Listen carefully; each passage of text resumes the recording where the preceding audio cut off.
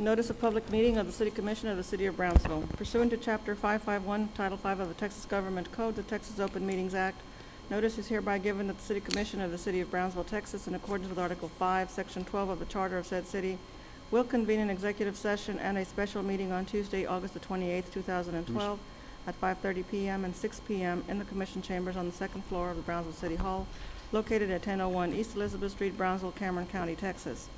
Executive session, item A, consultation with legal counsel pursuant to section 5510711 regarding reasonably anticipated litigation.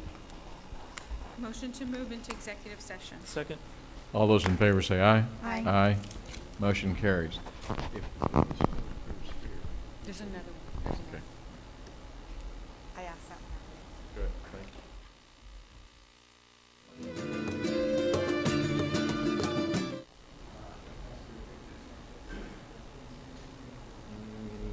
Victor Sanchez, right here.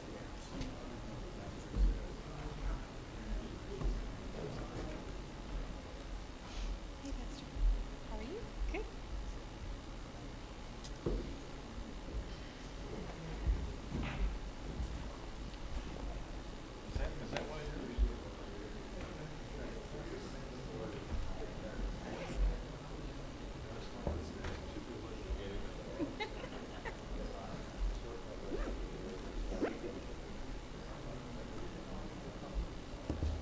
I can't count to four.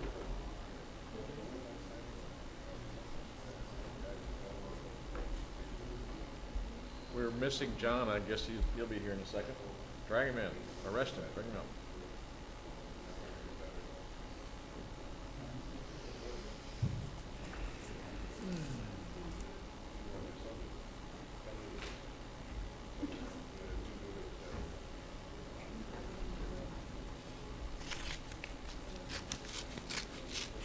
Go ahead, Stella.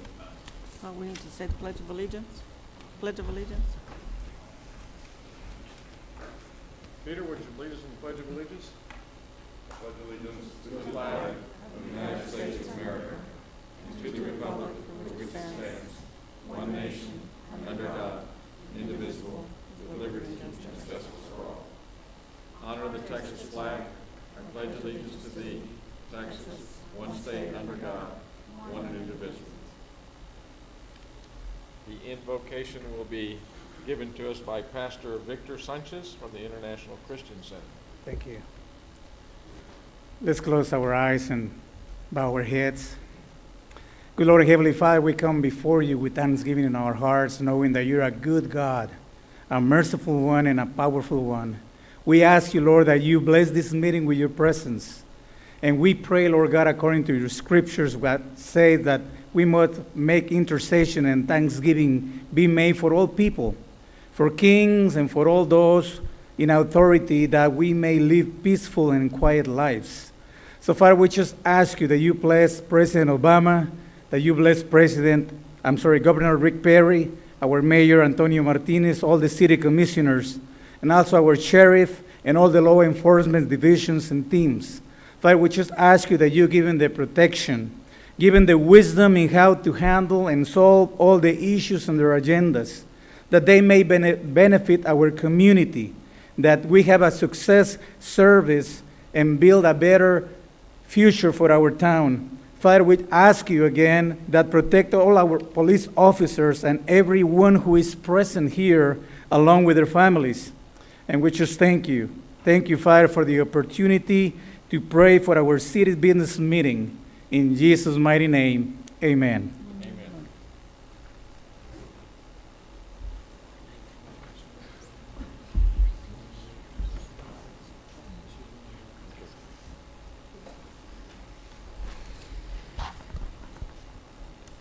Just so for the purpose of the audience, Commissioner Samora Texton is running a little bit late, but we'll continue. Consent item number 1. Consent item A. Okay, we have one. Do I hear a motion? Second. All those in favor say aye. Aye. Motion carries. Okay. We have public hearings, number 2. Number 2, public hearing to discuss city's proposed fiscal year 2013 budget. Yeah, I think we're gonna do it. I don't know, Mayor, Actually, I'm members of the good. City Commission, if I may, I would like to have the tax rate item first, Okay. please. We'll read item 3 first. First public hearing to discuss the 2012 ad valorem tax rate for fiscal year 2013 of .72 cents per $100 valuation, which is 4.57% above the effective tax rate of 68 cents per $100 valuation. Honorable Mayor, members of the City Commission, this is our first public hearing regarding to discuss the tax rate. And the tax rate that we are discussing is the rollback rate. The rollback rate is the highest tax rate that the City Commission can adopt without triggering a rollback. And this is something that we went ahead and published in the newspaper. We published the largest tax rate. If the city adopts the effective tax rate of 68.9621, we have a shortfall in the general fund of 241,109. If we maintain the same tax rate that we currently have, then we will have excess funds of 302,168, and this is in the general fund. If the city decides to adopt the rollback rate, which is 72.1129 cents, then we will have a greater excess of funds in our general fund of 1,314,895. The tax rate distribution on this is the effective tax rate. As you can see on that schedule, if we would go with the effective tax rate, that means the tax rate we actually decrease from the current rate by 1.57%. And obviously, if we go with this with the effective rate, that means that the general fund or the City of Brownsville budget is not balanced. Again, toward the far right, it gives you some of the tax rates that the city has enjoyed or has had since 2004, all the way up to 2013. Again, 2013 that's shown here is the effective rate of 68.9621. The current rate is 70.0613. This particular analysis shows the general fund, assuming that the effective rate is adopted, and we would have a shortfall of 241,109. And of course, if this happens, that means our reserves in our general fund would be only about 8%. Our policy has a 15% reserve, so we're below the policy.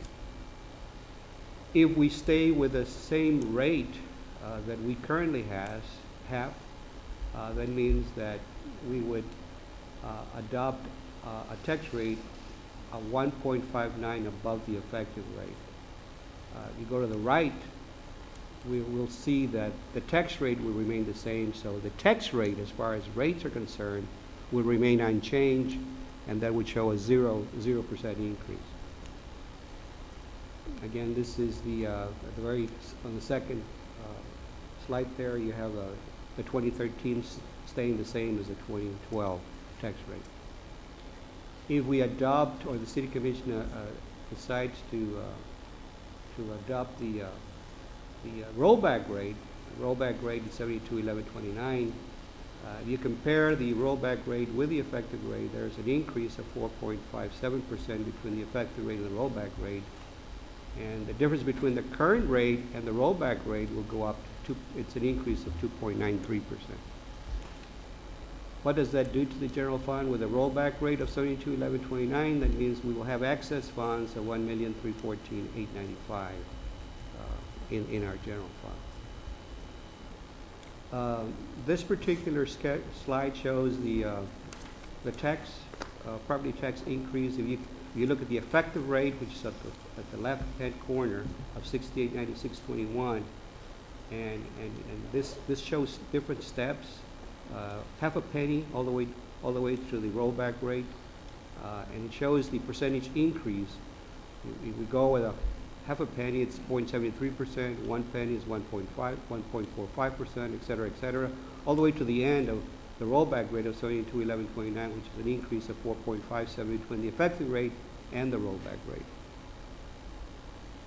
This is what this particular, if we stay with the rollback, with the current rate, we will be generating $566,352 more in levies, and that's because of there's a change in the tax roll. There was an increase in the tax roll about 3.5%, and that's the reason why you see a 566.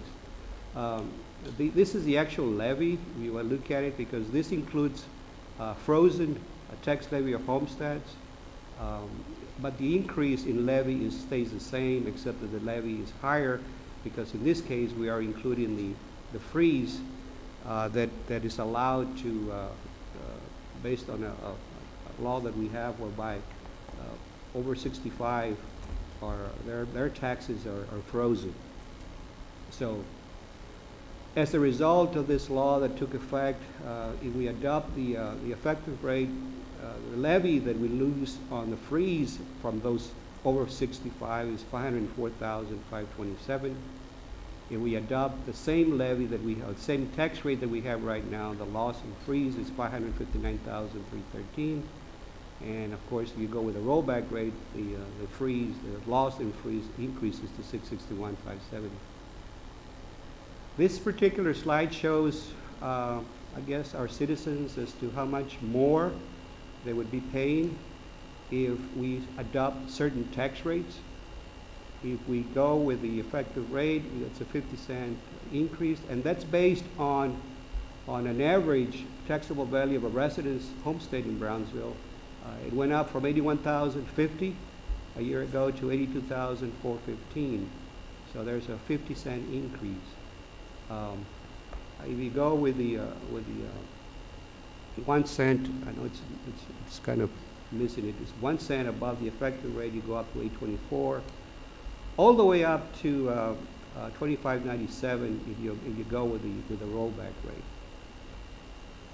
And that's how much more a person would pay for a household or homestead, value at $82,450. That's the average value in Brownsville. It'd be $25.97 more a year.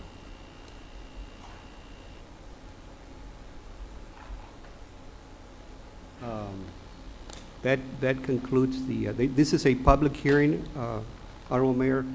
We're going to follow it with another public hearing on the budget as we move along. Again, this is just a public hearing to discuss the tax. Okay. So we can distill down that and just in hopefully layman's terms. One, you're looking at a rollback tax rate, which is by law, you have to present this to the people of Brownsville as a taxing entity. The second one would be keep the same tax rate as we had last year with no increases. And if there's an increase in your taxes, it's because your appraisal of your property has gone up, not because your tax rate has gone up. Correct. And then the third thing that I think is important for the folks that are watching that may not be here is that when you say someone like me who's over 65, my homestead is frozen. In other words, no matter what I paid last year when I was 65, then that will be frozen, but only for my homestead. If I have other properties that are not my homestead, then they will be subject to the same appraisal and the same tax rate as everybody else, correct? Very well. Okay. Well put. Since this is a public hearing, I just want to make sure that everybody understands it and that there's nothing that's saying that the tax rate is going up unless we adopt a tax rate higher than we did last year. But otherwise, it stays the same. So does everybody fully comprehend all that? Okay. Does anybody else have any other comments to us? Okay, then I guess we'll have a motion to close public hearing. Motion to close? Second. All those in favor say aye. Aye. Motion carries. And just to add, there will be another public hearing on this tax rate. There are two hearings are required, and we will have that on September the 4th. Okay. And I will not be here September the 4th, so good luck, commissioners. No, it'll be fine. But you have the second reading next Tuesday, so it's by law. It's what's required. Okay. Any Item public number comment? 2, item number 2, Okay, I'm sorry. public hearing to discuss the city's proposed fiscal year 2013 budget. Honorable Mayor, members of the City Commission, this particular slide shows the entire City of Brownsville budget. That includes not only the general fund, but also includes all the funds, all the operating funds. We show revenues of 126,967, and then expenditures of 125,953. That's all the funds. And this particular slide shows by fund on the revenue side, and these are all operating funds from the general all the way to the Brownsville Golf Center. And total, excluding transfers, we're not including transfers that come in and that are made between funds, of 126,967,66 in revenues, of all funds. For expenditures, we have 125,963,871. General fund being 88 million. Debt service is number 2 at 15,263,766. The proposed budget includes 3% cost of living adjustment for all fire and police collective bargaining employees. It does not include a cost of living adjustment for regular city employees.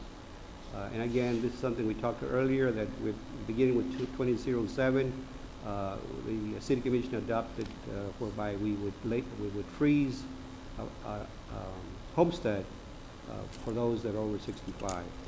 And again, I explained that if we adopt, depends what type of a tax rate we adopt. Those are the losses that we would actually see that we're not going to generate because of the freeze. 504, 527 for the effective rate, 559, 314 for the current rate, and 661, 570 for the rollback rate. One of the areas that some of the things that have been requested was from the Brownsville Museum of Fine Arts. It requested $75,000. If it is granted, it is not in the budget right now. If it is granted, it will be charged to the general fund. One area that we need to look at very closely is obviously the utilities services that are provided by the PUB, and as far as also the cash transfers. So that's something that we monitor on a monthly basis. If we can cut back on utility usage, that means that the transfer from the PUB obviously is going to increase. We have for 2013. These are all estimates. Again, if we use more in utility usage, like for instance, we have 4.6 million. If that goes up to 5 million, that means that our cash transfer is reduced by the amount of additional utility usage. So it's very important for us to monitor some of our utility usage, not only on all our buildings. One of the areas we look at very closely, sales tax. We are at 2.93% above last year, but we're only 0.14% above the budget.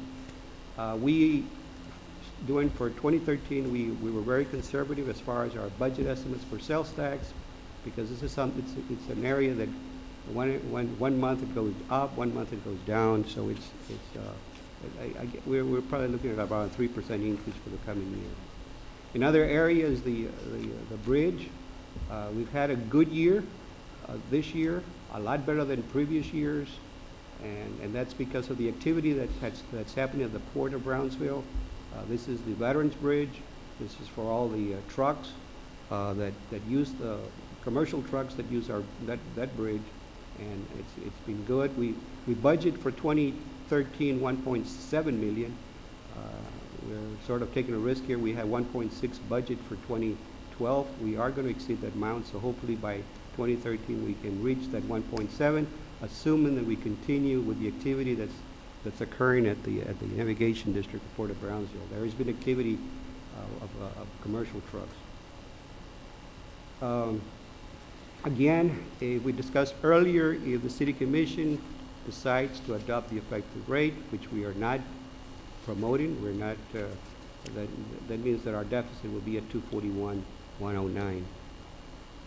And there are some fund balances that now we are required to report to. There's the non-spendable, the restricted, the committed, the assigned. The unassigned is the amount of money that's the free money. And so we look at the free money. The free money, meaning that that has not been assigned to any other program. We're at 9% on the effective, if we adopt the effective rate, which is again below the policy, which is 15%.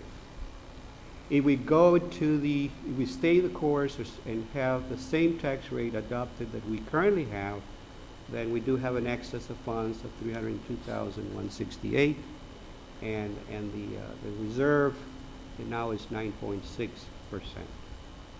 Again, if we adopt the 72 cents, then you will have a 11% reserves. So our fund balance obviously increases. General fund, the majority of the cost in our general fund is in personnel. This slide shows the 2012, 71.39% of our entire budget in the general fund is personnel.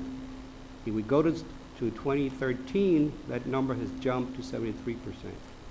So the majority of our cost in the general fund is related to personnel. We're a service-oriented business. We provide services, so that's where our majority of our cost is in personnel. One of the areas, obviously, that we need to look at very closely is the fund balance reserves at the end of the year. This is 2011. We had a 12.6%, 12.5% in reserves. Again, we were below the policy, which is 15%. And if you look at the fund balances in 2011, we did decrease by 880,000. And I think the trend for 2012, once all our books are closed for 2012, we're also going to see a decline in our fund balance. One of the areas that we always stress is we want to maintain good reserves, is because unexpected costs that come our way, and particularly the storms. In 2008, we had Hurricane Dolly. We spent $2.6 million. We only got reimbursed $1,422,000. We did get audited just recently in March of this year, and it's very likely we're going to get an additional $214,430. That has not come in yet. The auditor was very positive. He thought that we were very, very good at getting it. So that's something. And again, that's something we need to look at very closely. It's things that are unexpected, and that's always good to have reserves. That's the general fund. Now the Convention and Tourism Fund gets funded from the hotel motel tax as well as other sources, because we do have the event center rentals. And then at the bottom shows all the expenses that are allocated. These are the same expenses for all the entities that we allocated in 2012. The 2013 numbers stay the same. The Visitors Bureau, 525,000, Dulles Border Zoo, 400,000, and down the line, everyone gets the same from the hotel motel tax. The Community Development Fund, these are all federal funds that I'm not going to spend time on, that we've already gone over. Again, the non-bonded debt, 11,663. Debt service, that's an area that, this is the fund that pays all our debt service requirements on a yearly basis. And our budget shows requirements of $15,263,000. There is a fund balance, a nice fund balance in this particular fund. One of the things that we did this year, and we can go back, I'm going to go back to the general fund. You'll see, I'm going to go back to, just to show you, and I'm going to look at the 70 cents. You can see the property taxes increase of $1,755,000, and the reason why this occurred is because we noticed that we do have some funds available in debt service. So what we did is, when we set the tax rate, we're going to, I'm going to go back.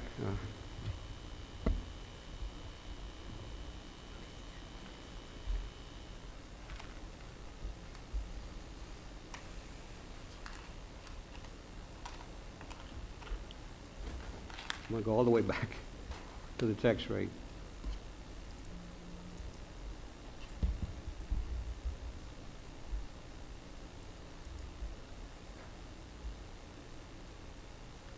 Notice how it used to be, if you look at the right-hand slide on the corner, right-hand, the bottom, debt service for 2012 was 27 cents. We are moving forward with a 25 cents. So that means that the general fund got 2 cents more, debt service got 2 cents less, and the reason why we did that is because we did have excess funds in debt service. We also had changes in our bond schedule because of the refunding. That allow us to put more money into the general fund and put less money into debt service. And that's because we did have a change in the distribution between the general fund and the debt service rate. And that's the reason why we see an increase in our property taxes. One area that we need to look at very closely is we are planning to issue debt in the coming fiscal year for some commitments that we have. And those are the areas that we may probably add some monies for streets, and we would issue a certain CO. More than likely, we'll be, we're safe to issue some COs because looking at our debt service fund balance, we'll be able to pay some of those debt with some of those excess funds that we have. Moving over to other funds in the landfill tipping fee, it's balanced, $497,000 in reserves. Airport, this is a fund that we keep a very close eye on. We always, like any other fund, we always want to make sure that we don't leave a fund in the deficit. So we do have transfers. In this particular year, 2013, we have a transfer going from the general fund to airport of 1.664. The majority of that 1,664,000 is related to fire, the fire department. The fire department at the airport takes about a 1.2 million to run the fire department at the airport. So the majority of the transfer is from fire operation. This is the bridge fund, 1,750,000, and then the motor vehicle parking system. Again, if this fund falls short at the end of the year, the general fund will contribute to make sure that the fund stays in the black. The transit system, we were fortunate that we were able to, for the next fiscal year, we'll be able to use monies from the federal government for operator assistance, which is 50%. Next year, we'll get $2,072,000 from the feds. We also have operating assistance from the state of $517,000. So really, the cash transfer to run or to operate the transit system is about $864,000. Cash transfer from the general fund. There were new positions that were not funded. We are looking at some positions in the budget, and I'll cover them shortly. Oh, I didn't have them.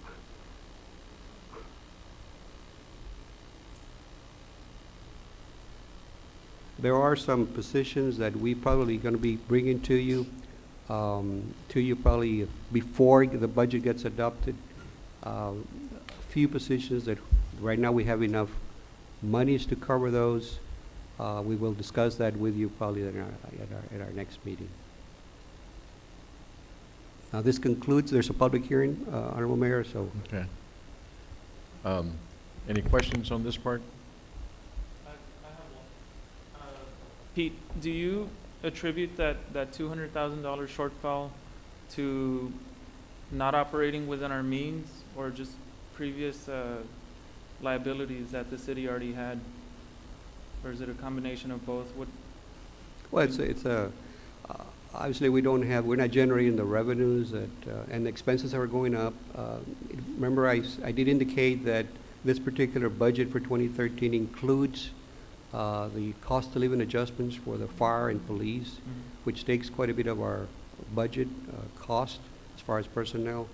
And other than that, that's one of the main reasons. There's been additional cost in personnel cost.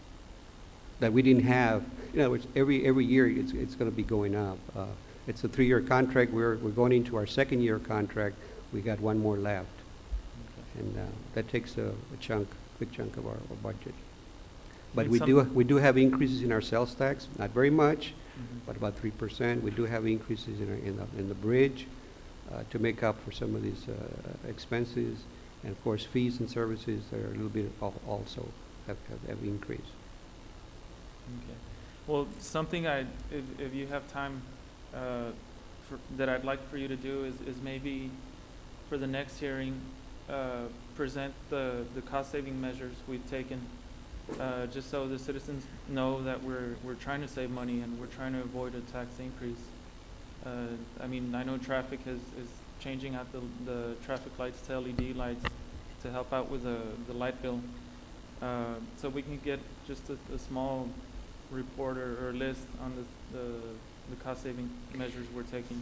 That'd be great. That's correct. We have seen a decrease in our utility usage, in particular the Plaza building. It used to, I think our expenditure at that time was about $120,000 a year. Now we're below $100,000 because of the green efforts that we've done there. We're also doing changes here, the traffic lights. Obviously, if we use less utilities, our transfer from the PUB, and we have seen an increase in the transfer from the PUB this particular fiscal year in 12, and we're going to see the same amount in 12-13. Again, as long as we cut those costs in utility usage, we see it's to our advantage because our transfer from the PUB increases. So we will certainly bring that to you. We also saw our workers' compensation rates were going down. So that's the reason why our expenses in personnel went up, but not that much because of some savings in the workers' compensation rates. We are, a few years ago, if I don't have the schedule, but I can certainly present that to you next week. We have actually dropped as far as workers' compensation expenditures, and this happened over a period of time, not from 1 year to the next, but at one time we were spending over $2 million in workers' comp. We're down to less than $1 million. So over a period of time, because of the measures that we've taken, the training, obviously TML is definitely helping us with some of the training, and that definitely has shown a major decrease in our expenses as far as workers' comp. So that's something we can certainly share with the City Commission next week and with the public. Thank you. Thank you, Commissioners. Thank you, Pete. I think that it would be well noting that the Tri-Chair of United Brownsville, Commissioner John over here, was sitting at a conference today and listening to a gentleman by the name of Oliver Porter. And I think the concept of a private-public partnership was brought forth that I think we need to explore. Basically, it was a proposition that you can use the maybe time to take a look at the model that we're using as a city administration, and perhaps maybe take a look at some improvements that we can have with efficiencies at various levels, not at all levels. So, Commissioners, hopefully we'll try to get you a copy of the book that this gentleman wrote, but we'll also try to see if we can bring him back down. He did not charge a fee to be here, just the expenses. But I think I think Pete and Charlie and Jeff were there today, so they got a kind of a flavor of how we can do better, and talked about the budget. So let's go ahead and plan that whenever we pass this budget, but let's kind of look at it for a whole year ahead of time as to where we can do some cost-saving measures so that the public knows exactly which way we're headed. Okay. If I don't hear anybody else, we can have a motion to close public hearing. Motion to close? Second. All those in favor say aye. Aye. Motion carries. I'm going to take a point of privilege here for allowing Commissioner Gowan to do two things. There's one thing I'd like for her to mention about the magazine that's sitting in front of you, Commissioners, on Texas Town and City. And then the other thing is that there's a gentleman as we speak by the name of Mr. Penalosa Gill, that is actually speaking at the Camille Playhouse today. Some of the commissioners, Commissioner Zamora was listening to him this morning. All the directors from the city were there this morning, as well as Commissioner Gowan and myself. But I wish you would make an announcement with that regard. Sure.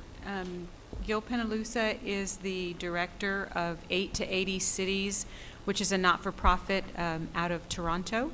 He was the Parks Commissioner in Bogota years ago when they did a great number of very innovative and creative things that served their people, empowered their people, raised their self-esteem, and really provided things in an area that is a lot poorer than Brownsville for their people.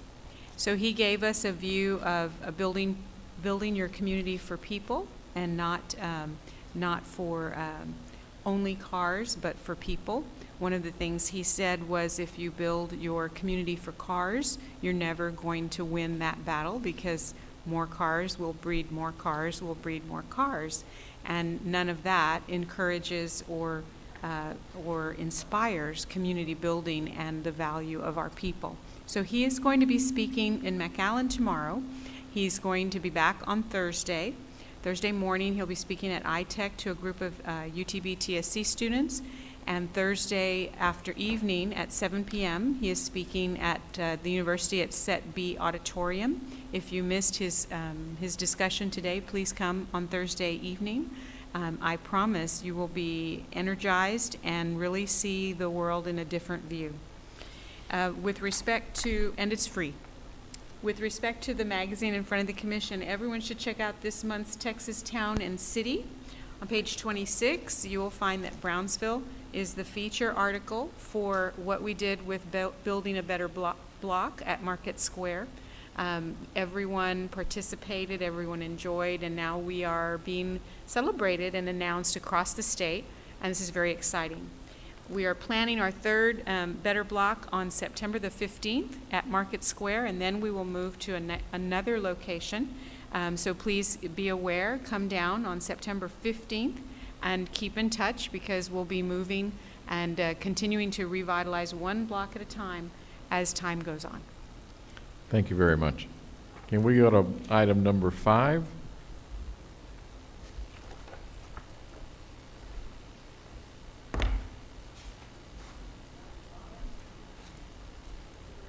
Action to award a contract for landscape design services for Market Square and alley renovations.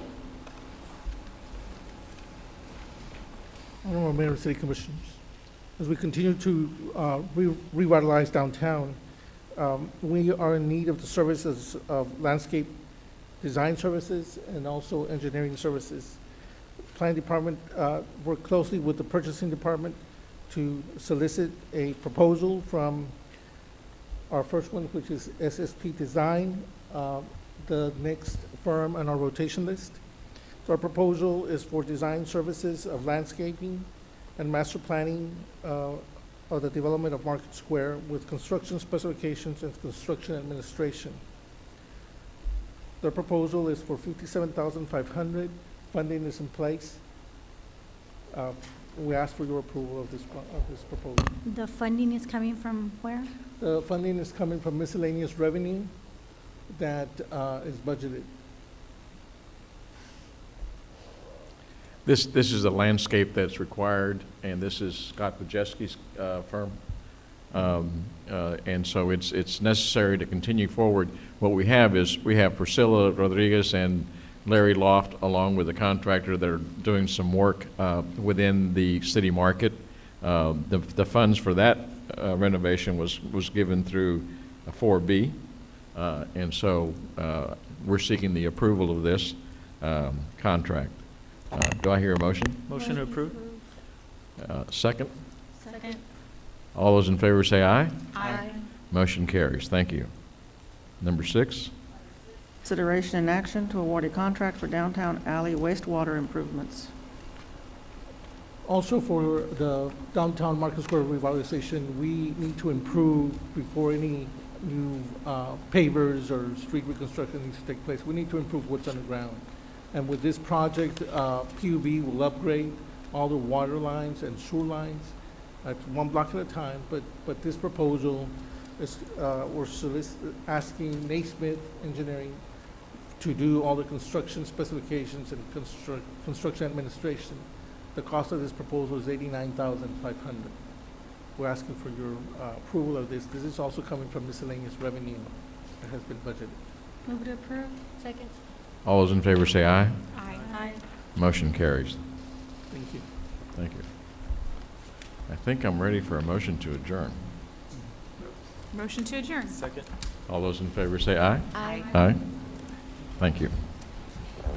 Leave me this for a second.